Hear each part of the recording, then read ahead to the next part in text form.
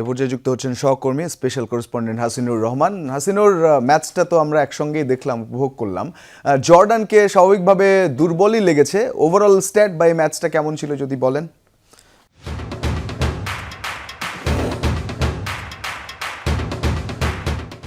হ্যাঁ, স্ট্যাট এবং সব কিছুতেই তো আর্জেন্টিনার দাপট ছিল রঞ্জন। তবে আমি যদি একটু স্ট্যাট দেখানোর আগে বলি যে জর্ডানের পারফরমেন্সে আমি খুবই হতাশ হয়েছে। আর্জেন্টিনার বিপক্ষে তারা হারবে বা এটা তো স্বাভাবিক একটা বিষয়, কিন্তু তাদের মিডফিল্ড বলে কোনো কিছু ছিল বলে আমার পুরো ম্যাচে মনে হয়নি। তাদের ডিফেন্ডাররাই যতটুকু ভালো খেলেছে, ভালো পারফরমেন্স করেছে, তাদের মিডফিল্ড একেবারে হতাশ করেছে।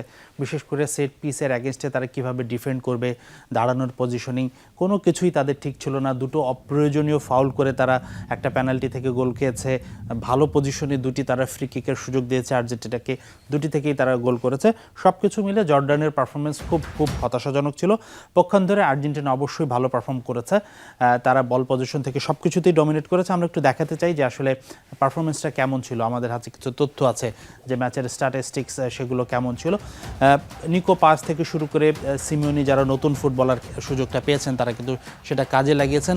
বল পজিশনটাই দেখুন, আর্জেন্টিনা 73% বল পজিশনে রেখেছে, জর্ডান মাত্র 27%। যেটা বলছিলাম যে জর্ডানের মিডফিল্ড বলতে আসলেই কোনো কিছু নেই, তারা একেবারেই অকার্যকর ছিল এবং বল পজিশনটাই দেখে সেটাই বোঝা যায়।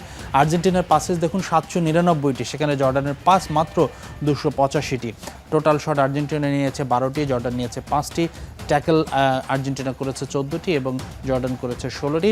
যেহেতু আর্জেন্টিনার পায়ে বেশি বল ছিল, তাদেরকে বেশি ট্যাকল করার প্রয়োজন হয়নি।